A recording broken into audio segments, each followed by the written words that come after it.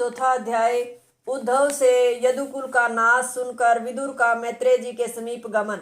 उद्धव जी बोले, हे विदुर, फिर सब यदुवंशियों ने ब्राह्मणों की आज्ञा से भोजन किया।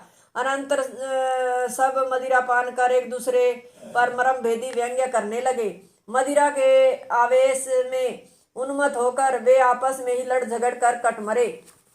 भगवान भी अपनी माया का तमाशा देख सरस्वती नदी के तट पर जाकर आचमन कर अश्वत्थ वृक्ष के नीचे बैठ गए। भगवान ने मुझसे कहा, तुम बद्रिकाश्रम चले जाओ, पर मैं भगवान का अभिप्राय जानकर उन्हीं के पीछे पीछे वहां चला गया, जहां भगवान बाएं पैर पर अपना दाहिना पैर रखकर पीपल के सहारे बैठे थे। उसी समय भ्रमण करते करते मैत्रेय जी वहां पहुंचे और भगवान को प्रणाम कर एक तरफ बैठ गए। मैत्रेय जी के समक्ष ही संबोधन कर भगवान ने मुझसे कहा, हे उद्धव, तुम्हारा अभिप्राय मैं जानता हूं। मैं तुमको वह दुर्लभ वस्तु देता हूं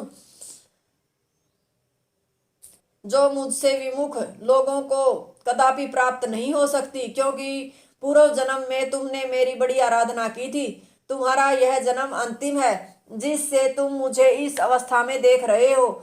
मैंने सृष्टि के आदि में ब्रह्मा जी को भी वही दुर्लभ वस्तु दी थी, जिससे हमारी महिमा को प्रकाशित करने वाली लीलाओं का विस्तार है, जिसे विद्वान श्रीमद् भागवत कहते हैं। इस पर उद्धव जी ने कहा, हे भगवान, आपके भक्तों को चारों पदार्थों में से कोई भी दुर्लभ नहीं, तथापि आपके चरण कमलों की सेवा में उत्सुक मैं उन्हें नहीं चाहता। मुझे तो आप अपने रहस्यों का प्रकाशक केवल भागवत ज्ञान ही प्रदान करने की कृपा करें, जिससे मैं दुख समुद्र से पार हो जाऊं।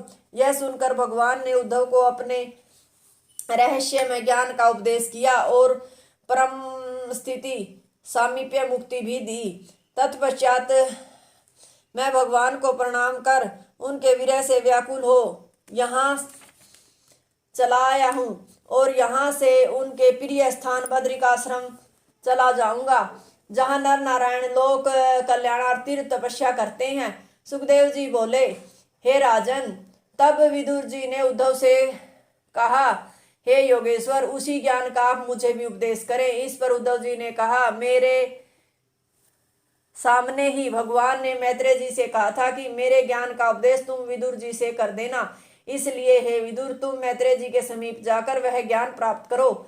यह कहकर उद्धव जी बद्रिकाश्रम को चले गए। राजा परीक्षित ने कहा, हे मुनिवर, जब संपूर्ण यदुकुल का नाश हो गया तब उद्धव जी कैसे बच गए? सुखदेव जी बोले, हे राजन, भगवान के अंतर्ध्यान होते